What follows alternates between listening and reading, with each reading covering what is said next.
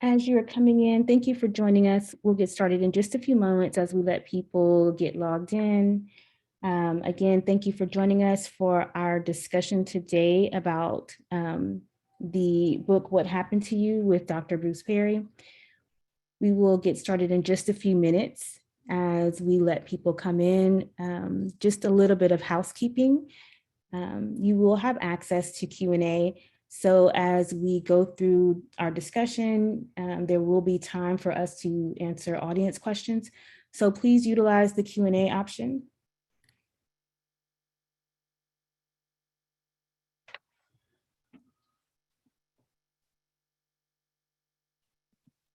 Another bit of housekeeping, we are recording this session and you will have access to the recording after we have completed. So be on the lookout for follow-up emails that give access to the recording and also provide some resources from this discussion, as well as news about some upcoming programs and content from PACES Connection.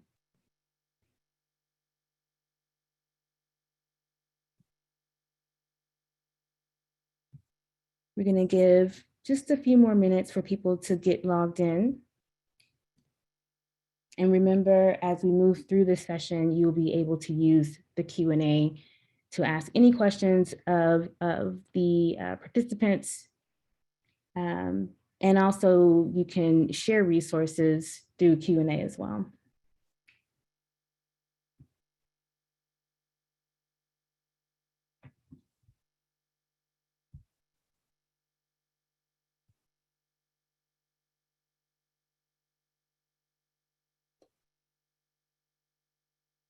Okay. So let's go ahead and get started. Let's see. I'm Ingrid Cochran. I am CEO of PACES Connection.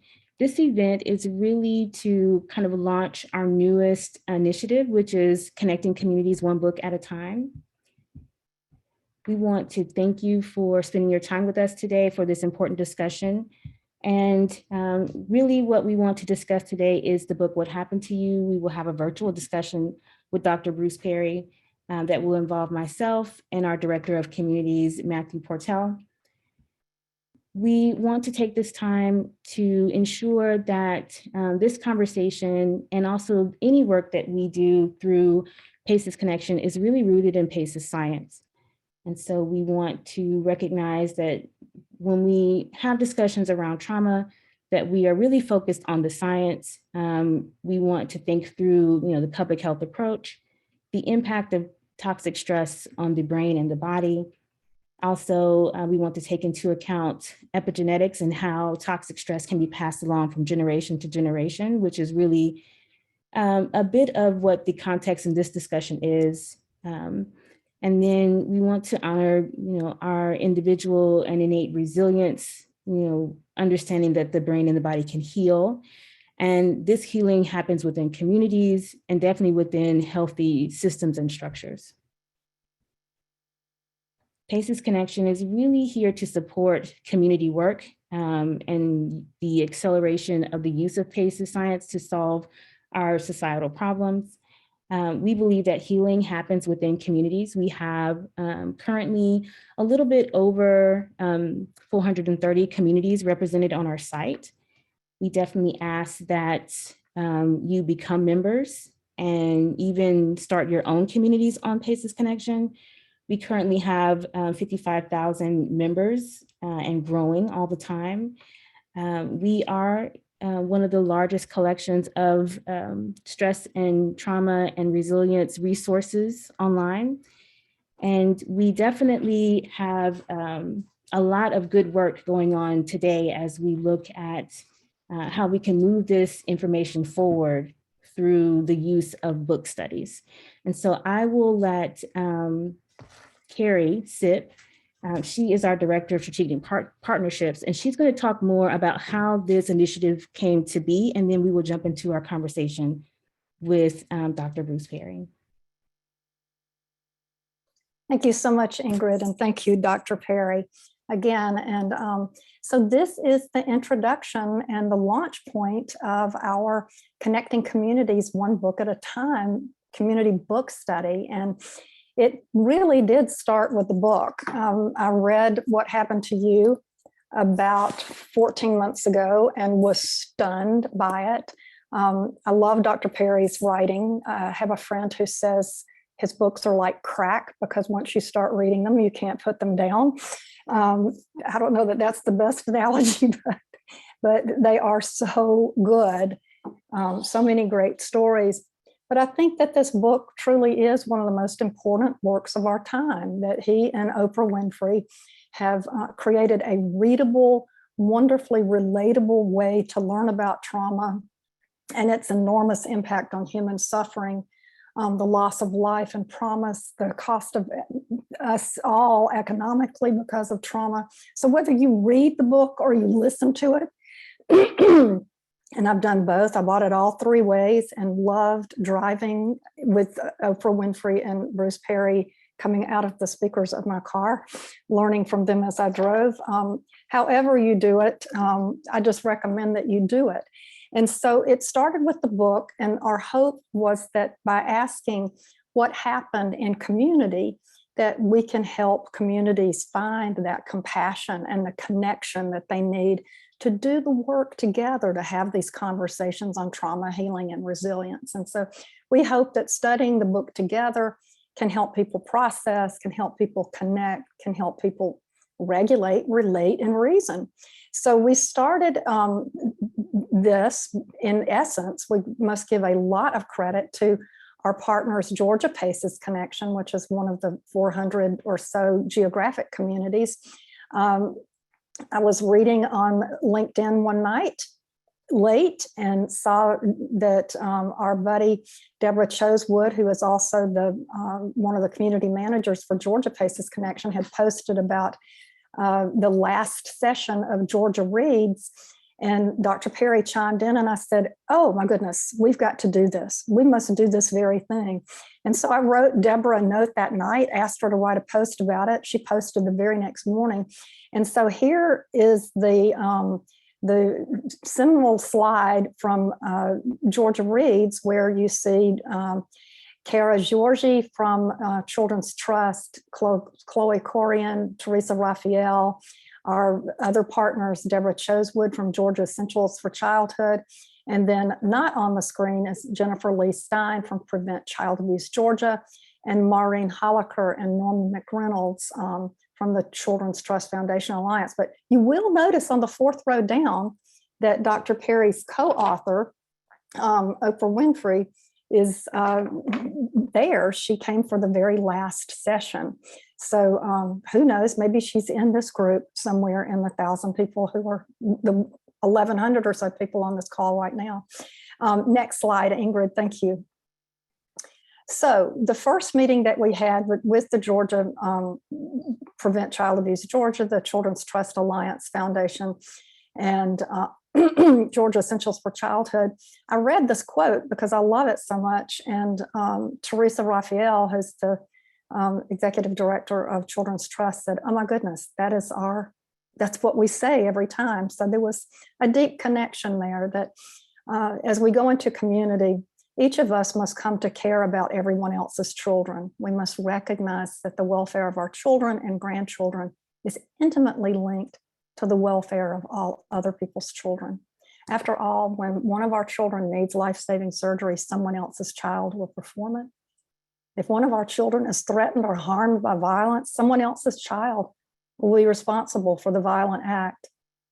The good life for our children can be secured only if a good life is also secured for all other people's children.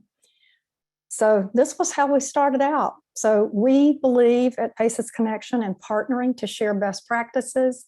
Natalie Adage is on the screen. She's my partner at PACES Connection. She's on vacation right now, but here are the partners, and we appreciate them more than you will ever know because they are playing a huge role.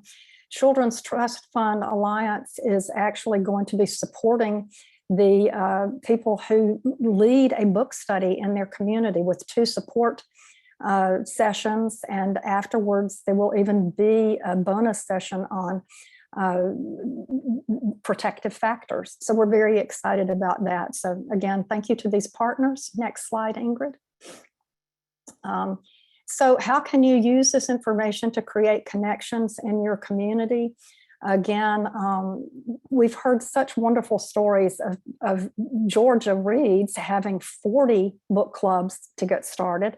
It was a brother and a sister group, a brother and a sister who led a book study, and they did it together and had incredible healing experiences going through their trauma together.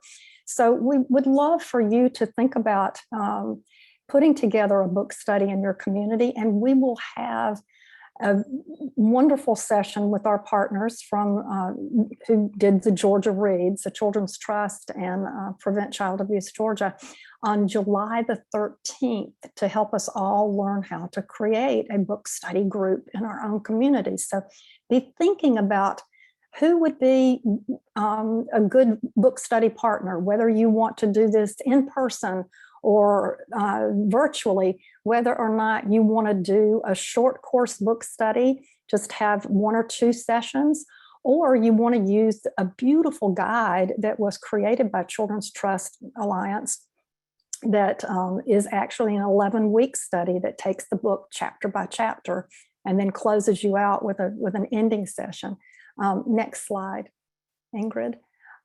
So these are some of the events that will take place after we have the launch on July the 13th. We'll teach people how to lead a book study, then have some leader training for 2 sessions. Thanks to the Children's Trust Fund Alliance. They're professionals. They know what to do, because there are some things that may come up as you read this book that that could evoke some emotions, and they know how to help people, how to guide people through this. And then the moving families from surviving to thriving. And then a final book leader study check-in with the Children's Trust Fund Alliance. So they truly are tremendous partners, bringing their experience, strengths, hope, partnership to us. Next slide. And again, when you get the slide deck, there are links to the 11-week-long discussion guide that was crafted by Chloe Corian and the wonderful Norma from Children's Trust Fund Alliance, who did the beautiful graphics on this. And then the 2-week guide from Georgia Essentials for Childhood and Prevent Child Abuse Georgia. And both of these are downloadable, free, and this is what you can use. So next slide. We thank you, our partners, again, and that's what I've got for now. I'll check back in with you when we get to the end of this presentation, but thank you again so much, Dr. Perry, you and your team, for working with us. And we hope we have literally thousands of book clubs that launch across the United States that turn into communities, that turn into PACES connection communities that will help prevent child abuse, prevent trauma, heal trauma, and build resilience. Thank you so much.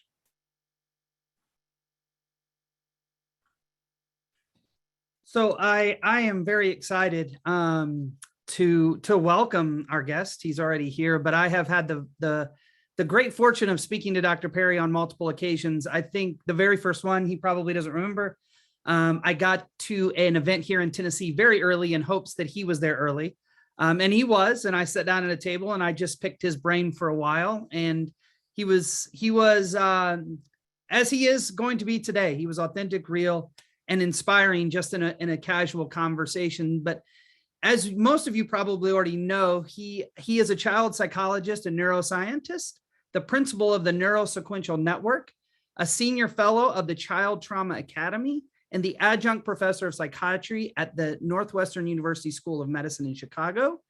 What Happened to You is not his first book. He also has written The Boy Who Was Raised as a Dog, which is a best-selling book about his experience with maltreated children, and Born for Love, about the essential nature of empathy.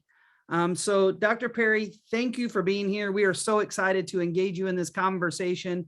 I think the first great question would just be, what was your experience writing the book? How did it come about? And yeah, just what was the experience? And how are you, by the way? First of all, let me say thank you for asking me to be part of this.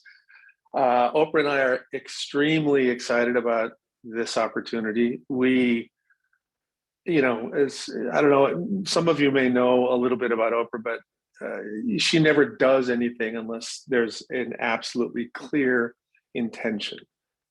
And the intention of writing this book was to do basically what you're doing right now, is to help a new group of people learn more about the importance of early childhood, the power of stress, distress, and trauma to shape us, and the hopefulness that resides in the capacity to connect with other people. And these are things that she and I have been talking about for many, many years. And probably most of the people on this call are pretty well aware of, trauma 101, the basics about ACEs, some of these things that have been percolating into the professional and public awareness over the last 15 years. But this book actually started after her publisher saw a 60 Minutes episode that she had done as a special correspondent for 60 Minutes. And it was featuring some work being done in Milwaukee with individuals who'd been impacted by trauma. And there were a lot of different facets to the story, but I was one of the talking heads in that piece of, it was like 12 minutes long, I think. And one of the, it's just Oprah and I have been talking about this stuff forever. And so when she did this story, one of the programs there said, oh yeah, we use this model that, Dr. Bruce Perry developed. She said, oh, Dr. Bruce, yeah, I know him. So she called me up and said, hey, you want to be on this 60 Minutes show? And I'm like, all right, whatever. And so we did our little interview, and it, pieces of it aired. But one of the things that happened to her during that time, well,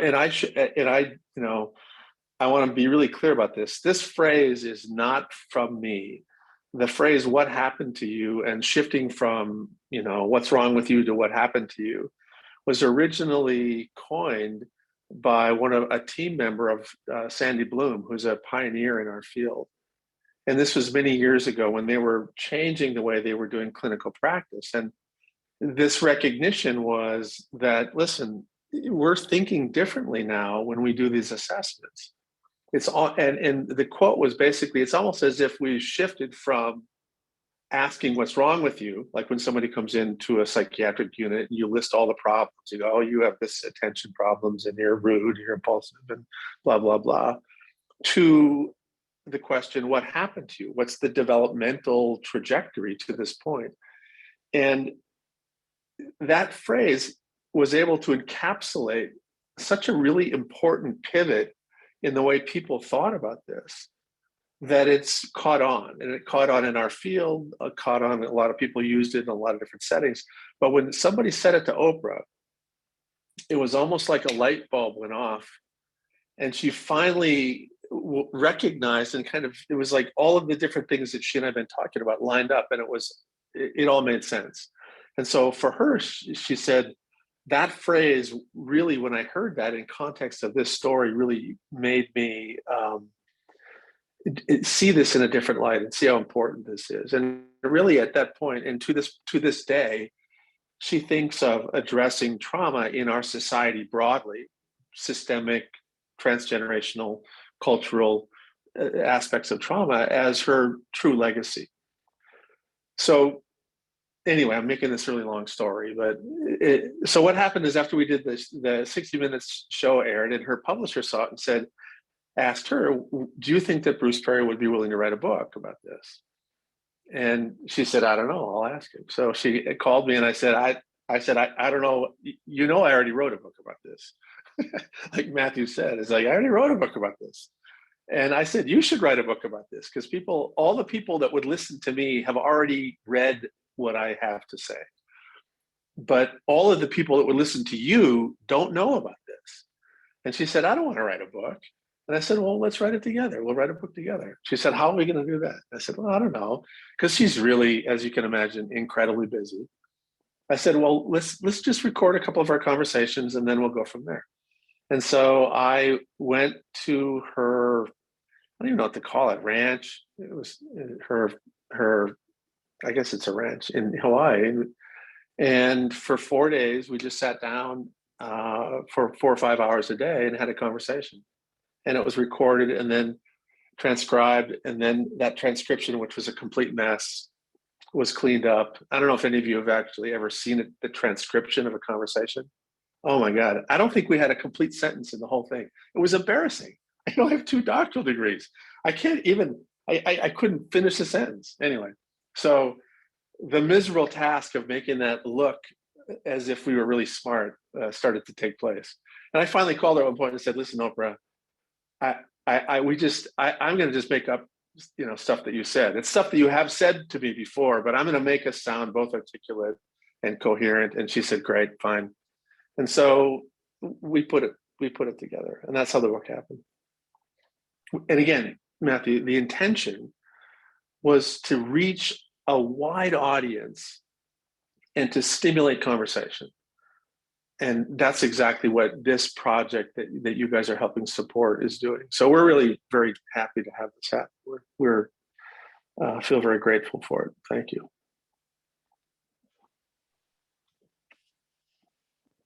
Well, thank you for being a part for sure. And I know Ingrid wants to set up a little bit of why we're having this conversation, because it's not just necessarily about this book as a whole. We want to talk about some specifics of it that Ingrid and I have joined and have a podcast called The History, Culture, and Trauma.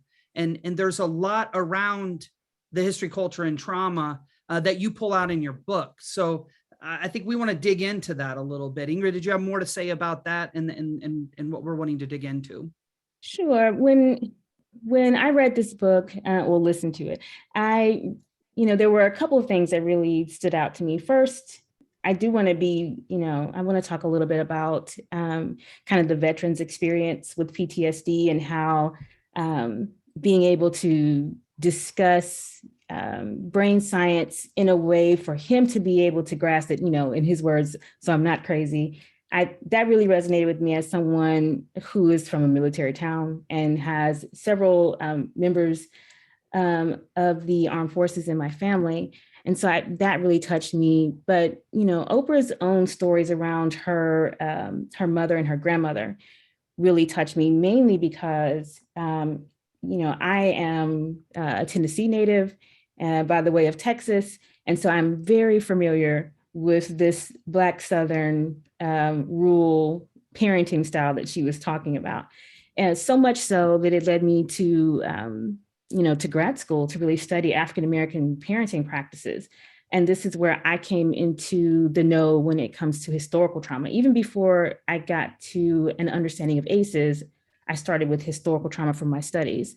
And so this book really touches on that in a way that really allows for people to see kind of the ins and out of this discussion that's tied specifically to slavery. And so, and there's others, when it comes to historical trauma in this book as well. But I think it's something to talk about. Are we doing our due diligence in this conversation of trauma as a movement? When it comes to historical trauma, what is the real impact of historical trauma, not just on individuals, but also on our communities, on our institutions, and definitely on our society as a whole? What are your feelings about how the movement has really raised awareness around historical trauma, or has it? Well, there's a lot in there, Ingrid. There's a lot of stuff in there. So let me just sort of start my answer by, not answer, but my thoughts about this. One of the things that I saw in my early career, I was trained as a neuroscientist and as a physician. And then as a physician, I went into psychiatry. And each of these different areas have their own little set of rules and content that's important and their own little language, and their own little dominance hierarchy. And one of the things that I saw that was very interesting early on is that because I was trained as sort of as a developmental neuroscientist and studying the development of the stress response systems in the brain and all of this stuff, and then I went into this clinical field, there were all kinds of people, and really, I was lucky, it was sort of serendipitous that my initial clinical experiences in psychiatry were within a VA system, and was with the first group that ever started to look at the biology of trauma, PTSD. And so I had this interesting exposure to the beginnings of the field of PTSD. And at the same time, I knew all about this developmental neuroscience work and this early childhood world. And what was striking to me was that none of them talked to each other. So the neuroscience world did not communicate very well with the developmental or the early childhood world in the beginning. And the early childhood people that were studying attachment and the development of stress responses in babies and all kinds of that, they didn't even talk to the PTSD people who were adult combat PTSD people who dominated and still dominate the field of traumatology. So what I saw early on, and this is part of what's happening with the issue around historical trauma, is that there are some incredibly high quality thinkers about the transmission, generation to generation to generation, of unhealthy things, including trauma. And if you read the great historians, the great social historians, they're talking about transgenerational trauma all the time, but they just don't use the same language. And so a big part of what we have to do in our field is, in addition to generating new information, we need to be better listeners.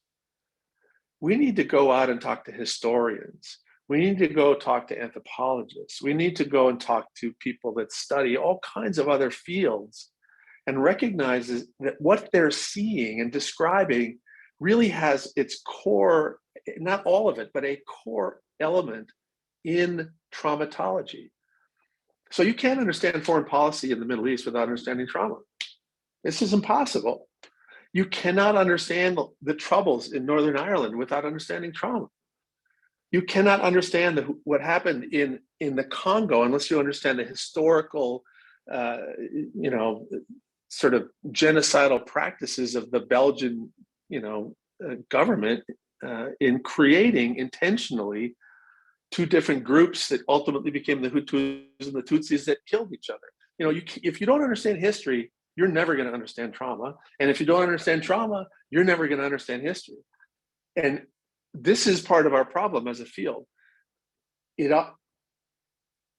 We don't like to, once we become adult professionals, we don't like to go into a group, anything, and say, I'm completely naive. I know nothing at all.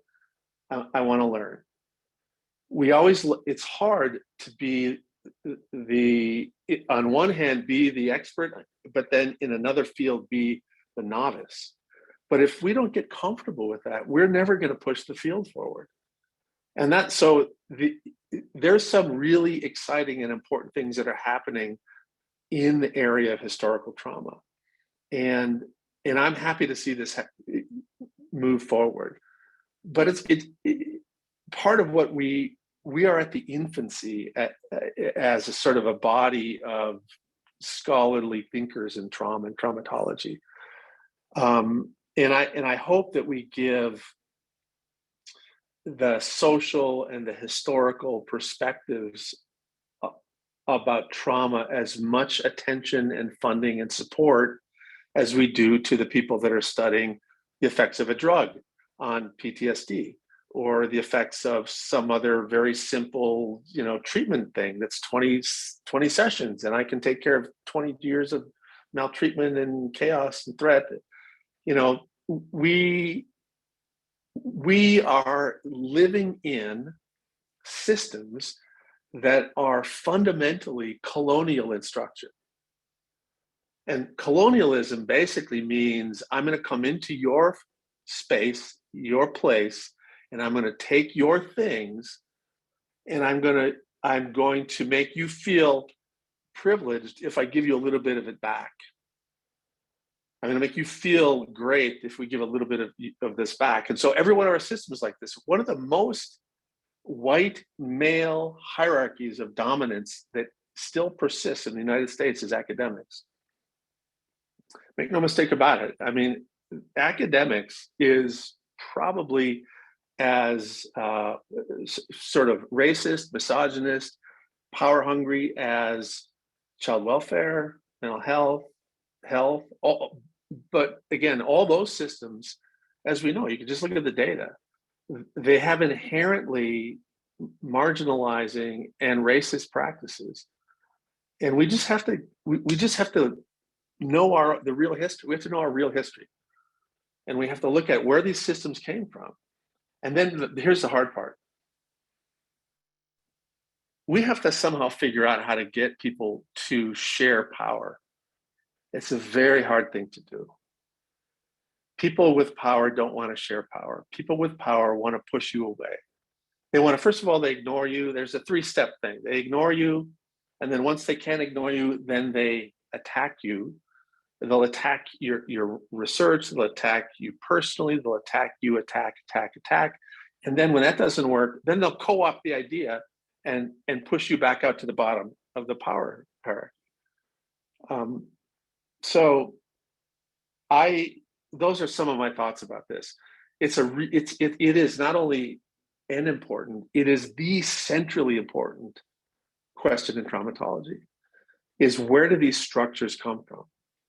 Where do these systems come from? Because it's sort of like the very system that is supposed to be supporting the study of our field is the system that we need to take apart. There's sort of this weird Heisenberg uncertainty principle that, by the very act of looking at this,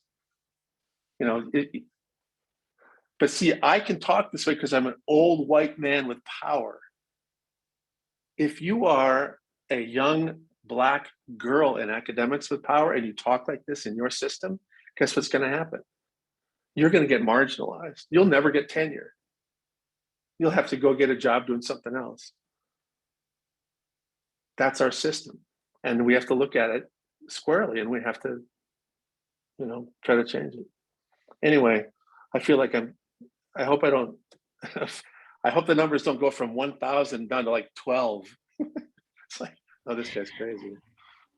No, thank you so much for providing that context. That really helps to kind of frame the next question, which is, as a movement, what does it even look like to address historical trauma in a real way? Obviously, we're beginning the process of raising awareness. But, we have both, well, not just, again, systems, yes, but community work, the individual space. What's kind of the next, space for our movement when it comes to historical trauma to address it in a real way? A good example, you brought up how, there's a there's a resistance to power sharing. How does the work get done when we are unable to have a space where everybody's kind of on an equal playing field to get the work done? This really plays out for our audience who are, mostly volunteering or even, getting paid within organizations, nonprofits to do the work, and often hit up on the systems trying to get the work done, the bureaucracy or the powers that be, the many ways that the system really impacts actually getting the work done.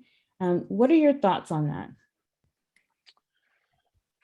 I have a lot of thoughts on that. And then actually the topic of my next book is about the systemic issues, how systems grow up, and then how the system itself has sort of this biological quality to maintain equilibrium. All biological systems really have this. I mean, this is huge. Once you learn stress 101, right? You have these homeostats. You have you get above a certain range of activity, then there are mechanisms that get you back to equilibrium. Or if you get too below this homeostat, you get mechanisms that push you back. All the systems that we've created have these. and it's very hard to change them. And so those of you who do individual therapy, you know how hard it can be to change one person, right? And the key to changing that person, in the end, I'm going to just sum it up, is really making them feel relationally safe. If they feel relationally safe with you as a teacher, as a parent, as a coach, as a therapist, then they're open for taking in new information and for changing and growing. And so this is one of the, this is a hard process. People can change, but it takes time and it takes relational connectedness. Systems don't have that same mechanism, right? Systems are harder to change because when they feel threatened, they sort of collapse on themselves, they entrench in their old beliefs, and then they push back. And we're experiencing, you can see evidence of this all throughout what's been happening in the last 10 years. And so I've always found it easiest to think about systemic change, and I'm still trying to figure it out, is that when the system is resource depleted, resource challenged, you are not going to successfully bring in a new program or sort of have a PowerPoint presentation that's going to make the system change. In the end, what changes the systems, from what I can tell, is when the people in the system begin to be repopulated. There's turnover in the system, and the people that are comprising the system know how to tell the truth, and they know the truth. And then they start to get to a certain point of influence and power in the system, and then they can start to make some changes. And we've seen examples of this. But let me give you the tiniest little example.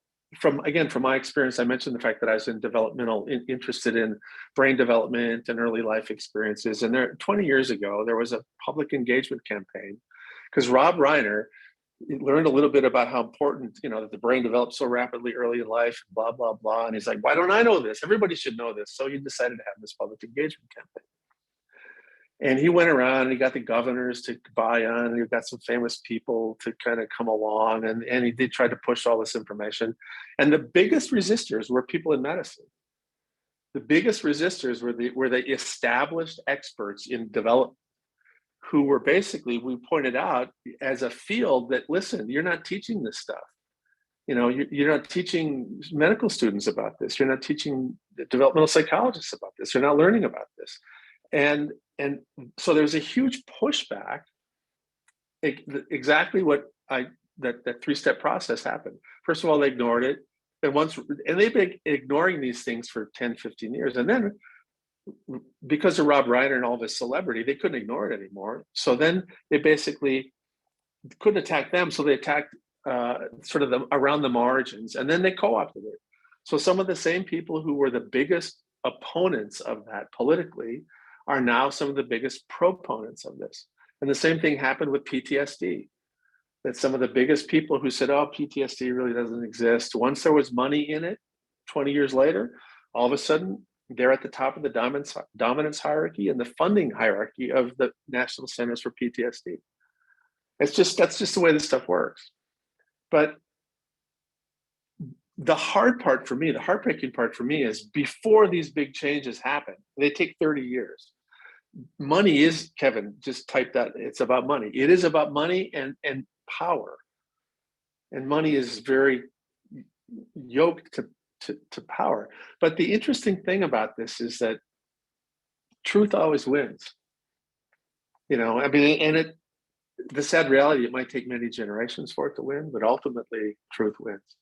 And the battles and the energy and the effort that people put in now about fighting racism and fighting misogyny and fighting, all these other things, it feels sometimes like it doesn't stick, but it's going to stick. And if you look at the global trajectory of humankind, there's a lot of bad stuff that's happened along the way, but the trend is up. The trend is up. And it takes individuals to tell the truth and learn the truth. This is why I get so upset about. I mean, I love history. That's how I even as a kid I wanted to be a history teacher. I can't figure out for the world of me why people would be upset about learning their real history. Why? Why? Let's tell the truth. Why shouldn't somebody? Why shouldn't we know the history? Why shouldn't we know that there was an intentional effort to destroy the Aboriginal people, and then after we couldn't destroy them as peoples, to destroy their culture? That happened in Australia, it happened in Canada, it happened in the US. I mean, it literally completely happened in Mexico. I mean, there's entire sort of tribes that are completely obliterated off the planet by the colonization by the Spaniards. I mean, we need to tell the truth. How do we get here? What happened to us that we're like this? What happened to us now that we can actually, say that it's okay that a 18-year-old kid can get an automatic weapon that can throw more lead in 2 minutes than a brigade of Civil War soldiers in a 3-hour battle. Anyway. Well, I mean, I think I just heard a brand new book for you called What Happened to Us, and I would love to suggest Ingrid as the co-author of that book. But I mean, I do think and what you've said hits home, and that I spent a long time in education, and there's this effort right now of eliminating any talking of race or any talk of historical trauma or any talk of our country's history. Matter of fact, even in the county I live, there's a platform now that's lifting people because they're saying they're going to make sure it goes away. There's so much that's going on that is trying to go through that 3-step process. But I continue to remain hopeful, right? I continue to remain that we can move forward. So how can we intentionally heal historical trauma as individuals or communities or institutions, and even as a society? We've got a large group of amazing people on this webinar, but to me, I want to remain in that idea of what can we do to begin to heal what has happened to us. Yeah, I think there are a lot of things that individuals can do. And I think I'm actually a big fan of measure twice, cut once. I was lucky enough many, many years ago I was at the Society for Neuroscience meetings, and someone who had a Nobel laureate in the neurosciences, and I was at a table with him and about 12 other people, because I was a young punk, and my mentor had been mentored by him. So I was like his academic grandchild. And so somebody asked him a question and said, what do you think is the most important thing to learn when you're a young scientist? And the bottom line was basically, he'd summarize it. I'll summarize it by basically saying that it's much better to take an entire year to think about the right experiment than to do 50 experiments a year. And because the key is to ask the right question to get a good answer, as opposed to getting a good, statistically significant answer to bad questions. And I think that, again, the standards of our current academic model will reward the person who has 50 good answers to bad questions that are published than the one person that has a good answer to a good question. So here's what I think we need to do, actually. I think we need to think more. I mean, I hate to say it. I think sometimes what happens in a movement is that there's a lot of emotional energy and people kind of go in all kinds of different directions, and then that energy dissipates. It's sort of like a big campfire, and then all you have is sort of the smoldering cinders. And you really can't cook on the flames. Don't cook very well. Cinders cook. So I think that we need. I think we have to continue to have dialogue. I think we need to listen to people more. I think we need to go out and spend time listening to the people who we are supposed to be healing and rescuing, and better understand their experience and include them in the problem-solving process. They have better ideas than we do most of the time. I mean, I have to say I can't believe some of the stupid ideas that have come out of academics, and some of the things I've been part of, and I just like, oh my God, I can't believe we're going to do this. I mean, if I had a couple of scotches, I'd tell you a few examples, but I'm not going to do that right now. But I really think we need to start to understand that community and connectedness are at the core of any of our solutions. And there will be nuances, and there'll be differences, and there'll be interesting things, and access to certain, evidence-based, techniques can be great. But, you can do all the evidence-based things if you don't have somebody connected to, if a person's not connected, that 1 hour of evidence-based intervention a week is not going to cut it. So I think we need, as a field, to encourage our academics to spend time with people in the community. And then we also need to educate people in our community. I mean, because honestly, there are lots of people out there that want to do well, but they don't know as much as we do, right? They may not understand that, I know you're well intended, but you don't have to ask your traumatized kid every day, did you have a dream about mom last night? Did you have a dream about mom last night? We need to basically bring up the broad capacity of our society about these fundamental pieces of information about healthy developmental experiences, high quality care in early childhood, the biggest bang for your buck in being present with an infant, and all the kinds of things that can lead to an increased probability of physical, social, and mental health. And I think that that's kind of what we're doing. I mean, I think that the field's doing that. I think that, the fact that there's even an event like this is evidence that that's happening. So I think that that's a very positive thing. And then after that, once people learn a little bit about this, what we've seen that's been amazing, we've seen this both in context of our community-based work, but mostly within our education-based work, where we can go into a school and help educators understand some of these things, just a tiny little bit of information about state-dependent functioning and regulation, and they'll come up with a dozen really good ideas about how to change the classroom. And then the outcomes are stunning. I mean, some of the outcomes that we've seen have been almost too good to believe. But we've seen them, and they've been sustained over multiple years. And so we have a lot of, we are very hopeful as an organization, but we're also,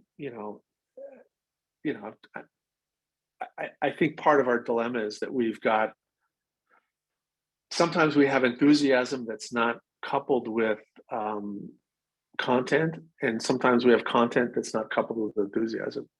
I mean, there's a lot of people that have done wonderful work, but they're terrible communicators, or people that have really high quality programs, and there's very few people that figured out the problem of taking a very promising practice or program and exporting it.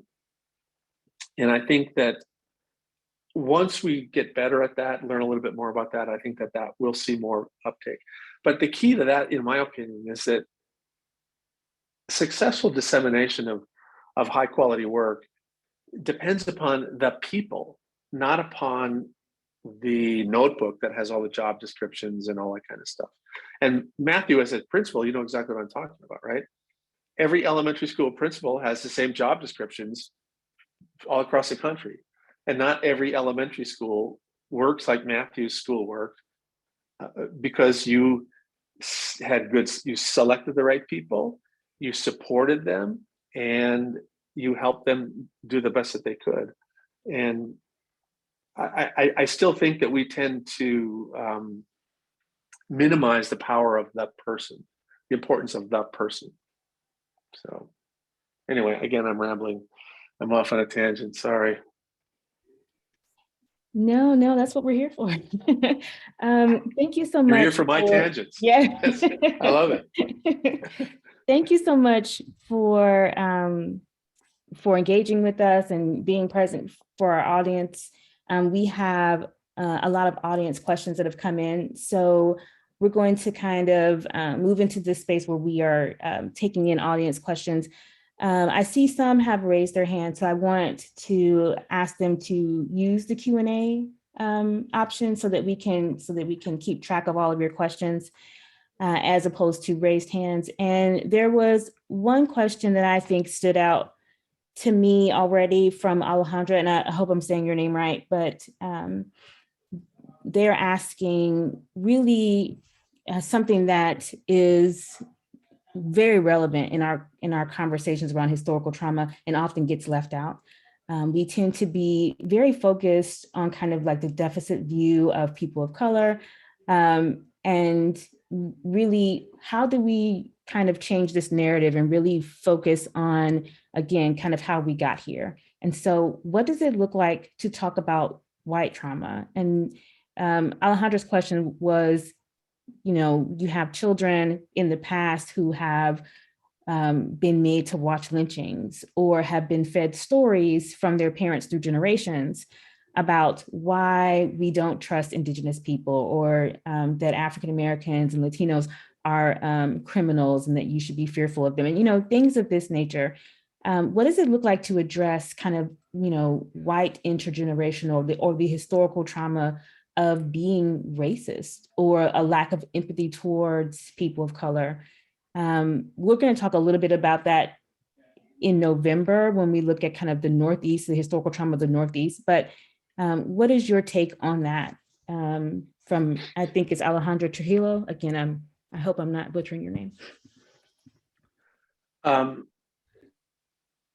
So again, there's a lot of, if you read history, one of the things that you learn is that the greatest slavers in the world were the Vikings.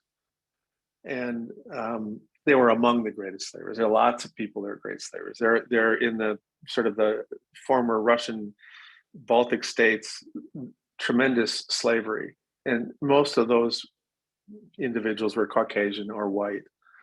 And if you look at, just in the history of the United States, that there were 4 big waves of immigration from the UK, or what we now call the UK, over into the United States.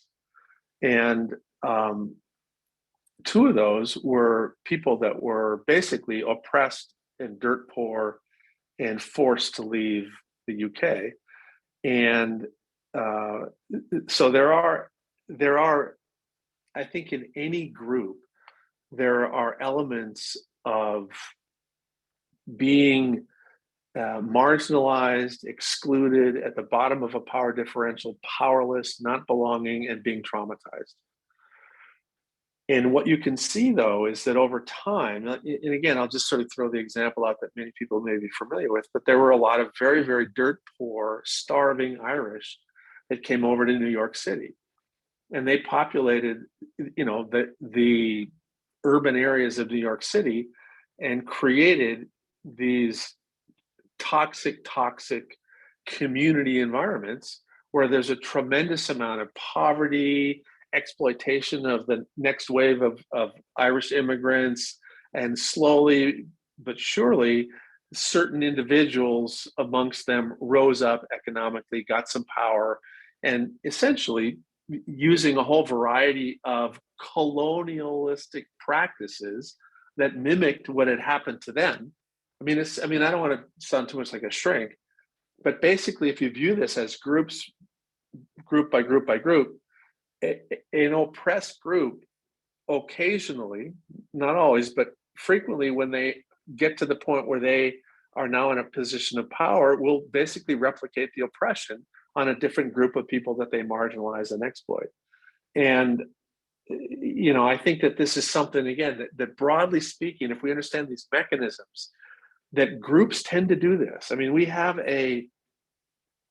if you back way up, humankind only survived on this planet in the natural world by living in small hunter-gatherer groups. There was no way for us to basically sustain a group larger than 40 or 50 people, sustain them with enough calories, because we couldn't preserve meat. And so before fire, our groups were even smaller. Once we had fire, we could preserve a little bit of calories, but we had to follow the herds. We had to follow the migrating herds. And so gathering, fishing, all kinds of things to get calories, we could only sustain small groups. Soon as basically cultivation and domestication of animals and cultivation came along, human beings didn't have to move as much. They didn't have to be as migratory. So there were certain groups that were able to stay at a certain location, and they started to have this ability to play a role in commerce, that these migrating peoples had these things to give, these migrating peoples had these things to give. They both come through where we live, we'll trade. And there was this sort of process of the development of, humankind, the way we know it. But part of what happened is that instead of having a living group where there was 40 or 50 people, where there was what we call a distributed leadership model. A distributed leadership model was basically the natural model of leadership in a human living group. And most of our living groups were matriarchal. They were matriarchal because there was a matriarchal sort of maintenance of the knowledge of the clan. And there were certain patriarchal elements too, but it was basically either matriarchal dominant or balanced. And when somebody was good at something, they would lead. And then when you weren't doing that task, somebody else would lead. So when you were in the village cooking, the leader was someone different than when you were out hunting for an antelope. And so there was never this huge multi-layered dominance hierarchy. And that started to happen when more and more human beings lived together. And so people could start to accumulate money, basically, or power, and create that started the beginning of this dominance hierarchy. And a big part of it had to do with, I'm bigger than you, I'm stronger than you, I'm going to take your stuff. What are you going to do about it? And so power and dominance basically went hand in hand with the creation of the original system. And from that point forward, all of the systems almost in human existence have had that element of a structure. And if you think about feudal in Western Europe and during feudal times, you owned the people that worked your land. If you were the head of the castle, your little manor, you owned them. They were property. And so if you sold your land, you sold all the people that were on the land. And again, I think what we need to teach people about is true history all the way back, and understand how we got to this point. And I also, now to your point about, the recognition that you've been brought up with ideas that are just wrong. I think different people have managed that in different ways. I think about 1/3 of the people that are confronted with something that challenges their worldview around their core values about what people, have value, what people don't. About 1/3 of the people can change their perspectives. I think about 1/3 of the people kind of back away from it. They don't feel comfortable with it. They want to avoid it. And then 1/3 of the people, they feel attacked. You're attacking my worldview. And so they get more entrenched.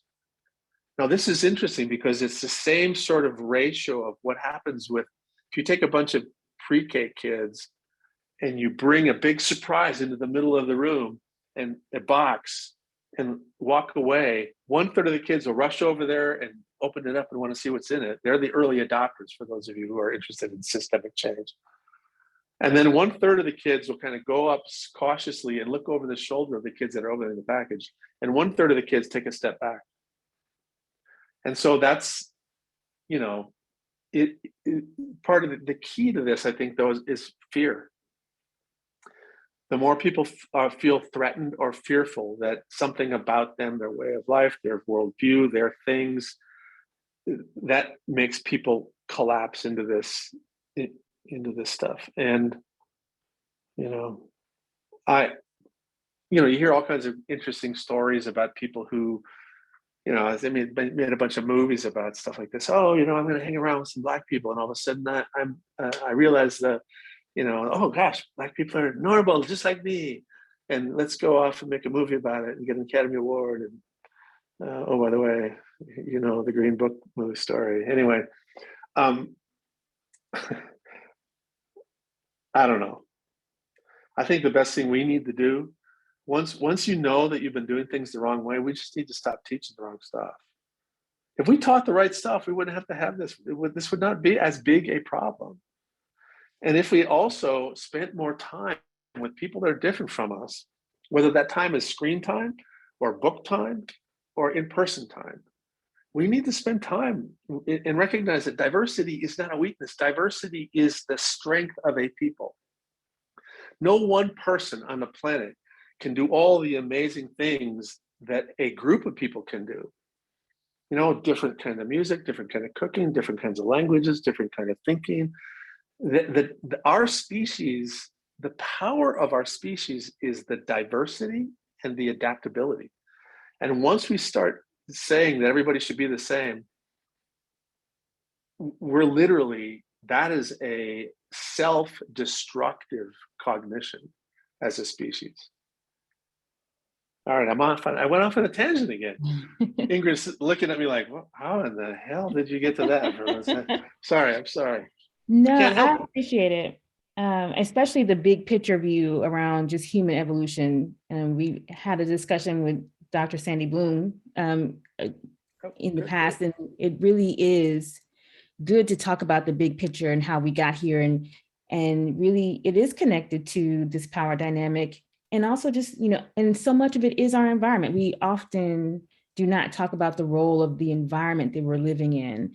These issues of scarcity, or how much food, or how little, or how much, if there's abundance, or we're hoarding. All of this is environmental. We also need to think about how the environment impacts us as well. So, and going back to Alejandra's question, if we're going through a process of land theft and exploitation, of course we have to create stories to support and so that our children will continue. We have to say that this group is different from us and dangerous or a threat, for it to work, for it to transfer through generations, so that our children will keep up that process.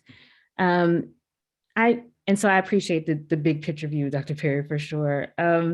Matthew, you said that there was another question that came through that you wanted to make sure that we addressed. Yeah, I think there was one that was addressed already, but which was what Ingrid was just talking about, which is how do systems keep us at bay? And I think you just described that well, right? And I think we see that playing out constantly in multiple sectors on how the system continues to perpetuate these lies, if you will, about what happened and how land was acquired and how people came and how genocide occurred.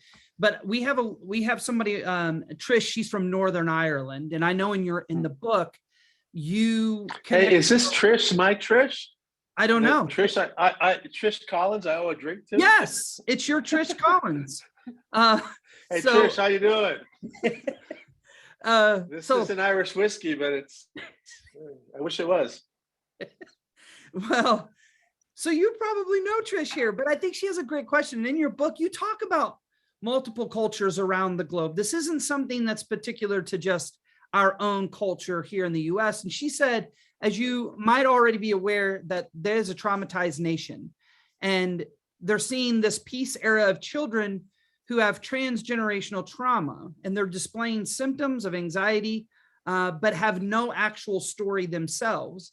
So how can Trish and the rest of us who see these things happening play out in our cultures, how can we best help the kids who are bearing the weight of this anxiety from past experiences culturally? And That's just a to really add good to that, I question. think that's a issue with African-American children that I've seen as well, that not having a story at this current time, and what does that look like? So thanks for that question, Tris. Yeah, I think that's a really good question. And I wish that I had a good answer for it. It's interesting. When I was first starting out as a junior faculty member, one of my residents that I was coming through and training was from Syria. And after we talked a little bit, he heard me talk about PTSD, and he said, listen, I think everybody in my country has PTSD because they live with fear about a neighbor could say that they were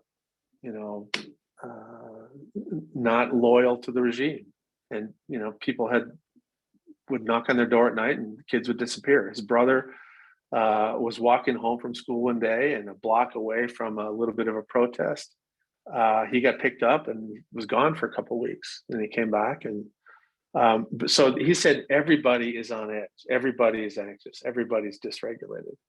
And I've been thinking about that. In fact, many years ago, I wrote an article with a professor of history at the University of Chicago, Richard Helley, who's now passed away, but he was an expert on Russia and a certain period in Russia that they called the Russian Dark Ages, which is basically a period in time when there was incredible oppression and violence, permeated, unpredictable, oppressive violence. And the literature and the art that had been emerging from Russia was at a certain level. And then along came the dark ages of this oppression and community violence and pervasive oppressive violence, and it plummeted. And then, so there was like 150-year period where there was just no creative content that came out of the population. And so I've been very interested in basically community climate, because community climate creates, basically influences where your state of regulation is. And those of you who, if you read the book or have learned a little bit about Trauma 101, when people are dysregulated, the stress response system is activated in a persistent way, one of the key things that happens is the cortex, the top part of the brain, envision it as this upside down triangle, lower part of the brain, middle part of the brain, top part of the brain. You get stressed, the top part of your brain just starts to shut down a little bit. And so what happens is there's less abstract cognition, there's less reflection on the past, there's less anticipation of the future. And what that means is people that are fearful are easy to lead. They become sheep-like. They become overly compliant. So terror is one of the most common mechanisms. Unpredictable terror is one of the most common mechanisms of controlling a large population. And so when that happens, though, these people are not going to be able to access lots of parts of their central nervous system that would have been normally involved in reflective cognition and creativity and all the things that are most uniquely human about us, that allow us to do these incredible things that we do as our creative species. And so I keep thinking that even when there is a sort of a climate of oppression, that within that, if within your community, if your community is impacted by war, your community is impacted by community violence, if you can create a little island of safety for your child, for your developing child, that's where this starts to change. Because pretty soon, the kid was raised with safety, predictability in the home, and there are enough relational connections to create and grow this net of safety, then they start to call emperor's new clothes on all the bullshit that's going on around them. And once you do that, those regimes begin to crumble. And so the key is, if you start to, in your home, in your one-to-one opportunities, your home, your community of faith, your sports team, your school, you can create elements of consistency, predictability, nurturing, making kids feel like they belong, making them feel safe. That's the way to start the process. But it takes, depending upon the degree of oppression and the intensity of oppression, which was pretty huge with slavery, right? I mean, think about slavery. You literally kidnap somebody, bring them to a different country. They're not allowed to, speak their language, worship their gods, practice any part of their culture. Families are spread apart intentionally, dehumanized in every way possible. And that goes on for generation after generation after generation. And then boom, all of a sudden we declare you untraumatized and free. Oh, that worked out. No, well, let's just keep traumatizing you and oppressing you, marginalizing you, just giving you essentially the majority of the Black population after slavery just moved to a slightly different form of slavery. And for multiple generations continue to be exploited.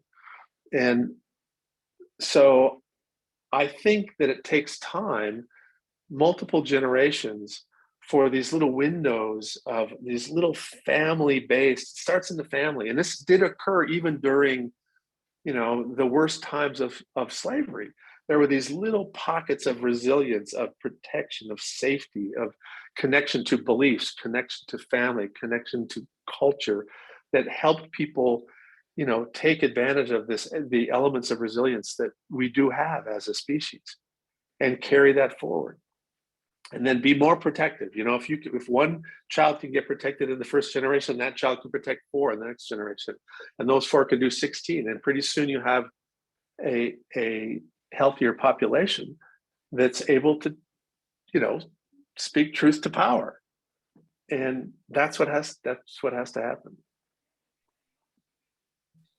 So you spoke the R word, right? Resilience. And that word it's spoken a lot. We have Jennifer who once has a question about the word resilience and how it's used in our society, because she feels that it's oftenly used of more of a like get yourself together kind of idea, or pull yourself up by your bootstraps, or the word, she didn't mention this, but grit, instead of recognizing its responsibility of all of us. And so she worries that using this word in the way is almost victim blaming. So how can we continue to have these conversations and be cautious of how these words continue to be hijacked and used in different ways? Well, I'm glad she brought that up, because I actually agree with that perspective. I think people, and we wrote about that in the one, I think, I can't even remember the book, but I think I wrote an introductory essay about resilience, about how I don't like to use that word unless I'm being very specific about it. Because I think that a lot of times people have used that word to protect themselves from the emotional pain of other people. And it's a little bit like saying, oh, they can be resilient. Go do a resilience class, go do this. But the truth of people that have experienced some of these things, it's brutally, brutally painful. And it doesn't go away. When you lose a child in a school shooting, how does that go away? It doesn't go away. And you can't resilience somebody into you not having to feel uncomfortable about it. So I think that's the way a lot of people tend to use it. We just need to build resilience into the elementary school thing. So anyway, but now resilience is a true capability of a human being, but it's malleable. And what malleable means is it's changeable. So you can have an average amount of capacity to deal with stress, but if you get bombarded with stressor, your cup of resilience is tapped out, and you're just not going to be able to sort of move forward without some compromise in physical, mental, social functioning. Now, if the bombardment of stressors stops, or if there is the presence of some relational connection, people who help build back elements of resilience, that can help you. But it's always this balance between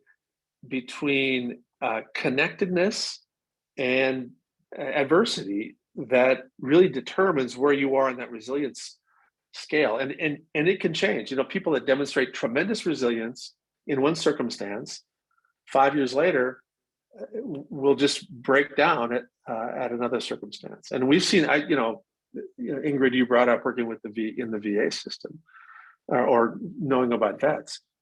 We would see this all the time. People that I saw this particularly around the 50th anniversary of D-Day. There were vets who had been able to demonstrate, who were in D-Day, who saw horrific stuff, who went back home, connected to family, connected to community, connected to beliefs, meaningful work, and then they retire. All of a sudden, all the people that were around them around work are gone. They have a spouse who passes away. And then along comes, so all of these relational things that help play a role in that, all of a sudden, all of these unpredictable and uncontrollable reminders of D-Day come up because it's all over the press. And we saw a huge spike in people coming into the VA who were that elderly from World War II at the 50th anniversary. And so their capacity to demonstrate resilience was completely worn out. And so I think that's something, again, Matthew and Ingrid, this goes back to what can we as a community do? We can teach people what resilience is and what it isn't. It's something that if you really want resilience in your school, you need to support music. You need to support drama. You need to support sports. And because those are opportunities for moderate, predictable, controllable stress in context of a relationally supportive group that you belong to. That builds resilience. But don't tell me that you're going to send kids out for 7 minutes of recess and we can't afford sports and music is just an add-on, and then say, we're going to make you resilient. That's the kind of bullshit that I am so sick of hearing at school boards, because they want to catch up. So we score, whatever. I better stop. I'm getting real in trouble here. Yeah, it can be frustrating, especially with this push for like these, standardized testing, grades, or these arbitrary milestones that children have to meet with, while actively taking away the things that would make it easier for them so that they can, fall into their natural resilience. And I agree. I definitely have issues with the word resilience, aside from its, scientific murkiness, but it's just hard to say that individuals should be resilient when they're coming up against systemic issues. Individuals. Listen, Ingrid, telling somebody they should be resilient is like telling me I should be taller. It's like, I know I should be, but I'm not, okay? The reality is I don't have the physiology to be 2 more inches taller. It's gone. I'm not going to get any taller. Yeah. That's how stupid people are about it. Yes. It's like saying, oh yeah, you should be able to run a mile in 6 minutes. Some person out there, just because somebody runs a mile in 6 minutes, I want you to run a mile in 6 minutes. Well, how do you get there? You have to train. You have to have lots of practice to get to the point where you can run a mile in 6 minutes. To be resilient after a school shooting, you have to have lots of practice before you can demonstrate resilience. I mean, this is why Oprah and I wrote this book. We want people to better understand these issues, so that as they think about these concepts and the implications of this understanding, it will lead to a different understanding about using the language about resilience, or a different understanding about, saying stuff like, well, I never had any slaves. I don't know what's my, all of the kind of stuff that we hear out there. That's sort of these defensive, tangential responses will be less frequent if people really understood this stuff. Yes. And even just narrative shifting, even if we, how are our systems resilient? Are they resilient? We can't really have these kind of conversations before we address the systemic barriers. Exactly. So we're getting close to time, and there are a couple of more questions that have come through, but I'm going to kind of summarize kind of these big picture questions. So first, there's a lot of talk around parenting. What can we do to engage with parents, to educate parents? What is your, when it comes to historical trauma and intergenerational transmission around, these systemic issues, what is your take on what would be, the best practices when it comes to engaging with parents, not just schools, because there's some people asking about school settings, but anyone working with children needs to take this 2-gen approach. So what are your thoughts on that? Well, I think that if you look at how human beings learn things, we learn things best in context of story. And I think that we have this big formal education system, and it does a good job at teaching certain bodies of knowledge to large groups, large numbers of people. So people learn to read, and people learn a little bit about literature, a little bit about geography. You learn a few things. But I think the values and a lot of the beliefs and the things that we understand about the world, most of it comes from us watching stories, reading stories, movies, TV shows, that kind of stuff. So I think one of the big tasks that we should have, and again, I've talked with Oprah about this and some other people. So, I think that this is something that other people thought about, is that we need to embed these concepts into our storytelling mechanism in our society.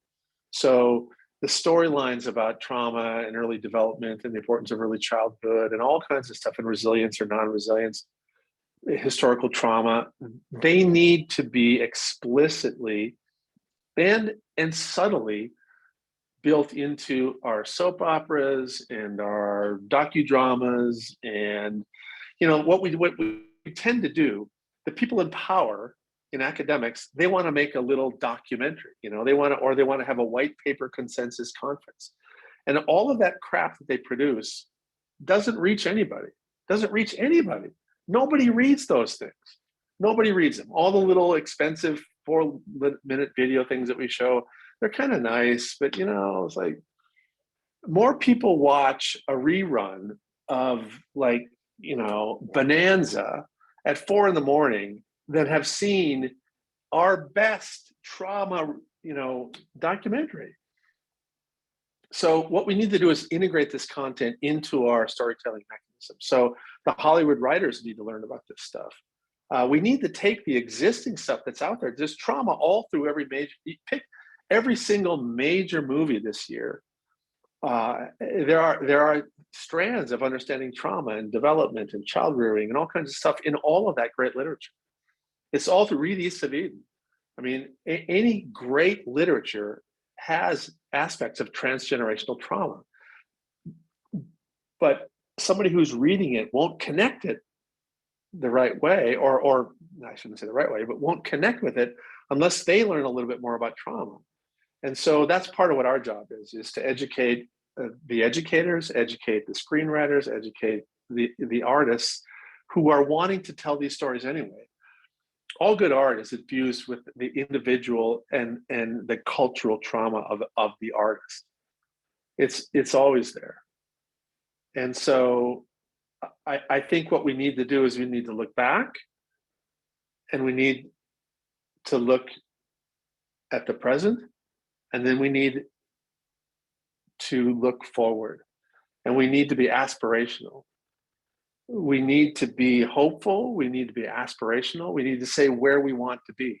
What kind of world do we want? We're really good at saying what kind of world we don't want. We need to be better at saying, what do we want? What do we want? How is this going to work? How would a new child welfare system work? How would we take care of a kid? How would you take care of a kid of a depressed mom who's got nowhere to live? And right now we take that kid away, put him in the foster care system, which we know sucks mightily. No offense to all those hardworking people in those systems, but we need to have an idea of where we're going instead of just bitching about where we are. Thank you for that. And in presenting on historical trauma for the probably 10 years now, media is one of the biggest ways that we can really have impact and tell, like you said, tell a story. Matthew, I'm going to go to you to kind of close us out, and then we'll go to Carrie. Sure. I think too, you were talking about the display in media, and there were so many people that were talking about Encanto and talking, we don't talk about Bruno, and how in that film, that children's film, it laid out historical trauma very well. But again, it was subtly done, and we have to be able to understand the concepts in order to get that. But what a great example that has recently been done. So Olivia asked, and I think this is an amazing question, because we are all learners, right? So she said she would love to hear who the thinkers and workers are in the field right now that are advancing this work, especially around historical trauma. And who are you learning from, and who's shaping your thinking in these areas? So who are you following? Who are you working, learning from? Oh, well, I'm actually learning from several Indigenous elders who are honoring me by spending time teaching me. And I read a lot of history. I don't want to say any, I'm not trying to in any way belittle what's going on in our field, but the stuff that's going on in our field, if you've been in the field, I've been seeing it evolve and I've been reading it. So I have tremendous respect for, Bessel and the way he's really been a pioneer in sort of pushing away from the mainstream dominant, the sort of the dominant narrative. He's been brave and always has been, and he's been outspoken. And so I love reading him. He's fun to read and spend time with. But I'm reading a lot of really, Ed Tronick, a lot of the classic developmental psychologists. There's so much good work that's been done that hasn't been pulled into our field.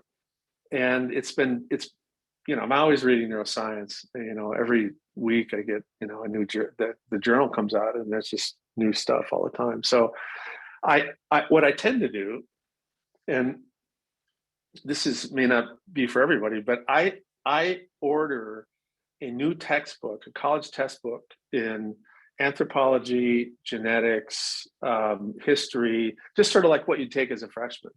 And I read them. And it's amazing how much stuff is in those sort of core books. But see, kind of to the point that you made earlier, Matthew, that once you sort of had this body of knowledge about trauma, development, the brain, how it changes, and then you read history and the way historians write about history, you see it from a completely different perspective. And the same thing with anthropology. So every 5 years or so, I kind of recycle and go through a new psychology textbook and a new anthropology textbook and a new, I tried economics a couple of times. I can't read that stuff. I've tried, forget it. I'm like, you know what? I'm sorry. Economics is gone. I'm not going to do it. I'll read more history. But that's the kind of stuff I do. I like to read on the margins of our field and see what I can pull in to inform the work that we're doing. Thank you so much, Dr. Perry, for sharing with us in our audience today. I hope this conversation has been fruitful for everyone. And I'm going to let Carrie give us some more information about what we can do next. But again, Dr. Perry, thank you so much for being with us today. My pleasure. And I just saw that Louise Erdrich, actually, absolutely read Louise Erdrich. Awesome, beautiful writer. Okay, Ingrid, I'm trying to get back on screen, and there we go. So yes, we would love to see our guest here today take this. We have collective trauma. Well, guess what?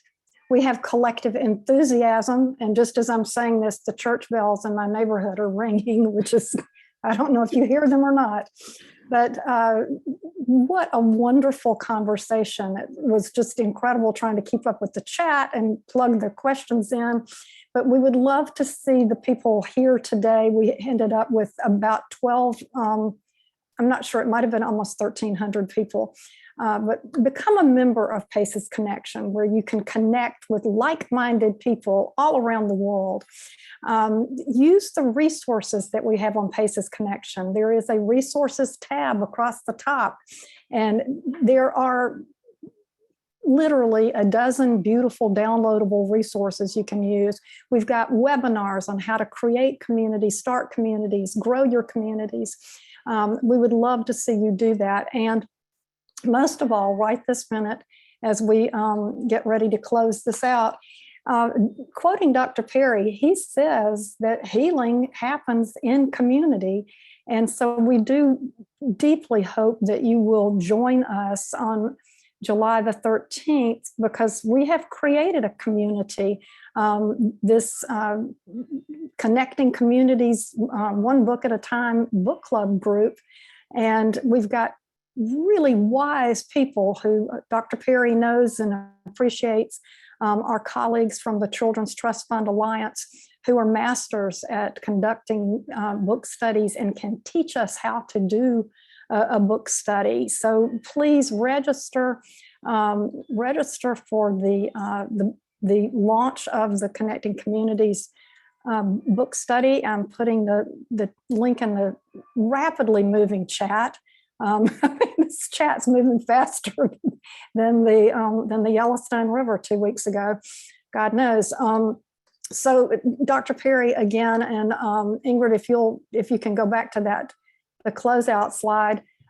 We've got 30 seconds left. Dr. Perry, one last word on the importance of our all coming together in a community and using this wonderful book as a guide.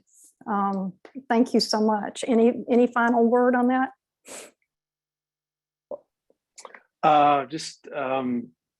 Thank you all for having me, and I hope you find something in the book that will stimulate your curiosity, and don't give up. It's you never know how the slightest interaction with somebody can make a big difference, and just keep plugging away. Take care of yourselves and take care of the people around you, and I think things will get better. And these book studies will be a great opportunity for those things to happen. Thank you so much. Absolutely. Thank you, guys. Bye-bye. Thank you. Have a good day. Thank you.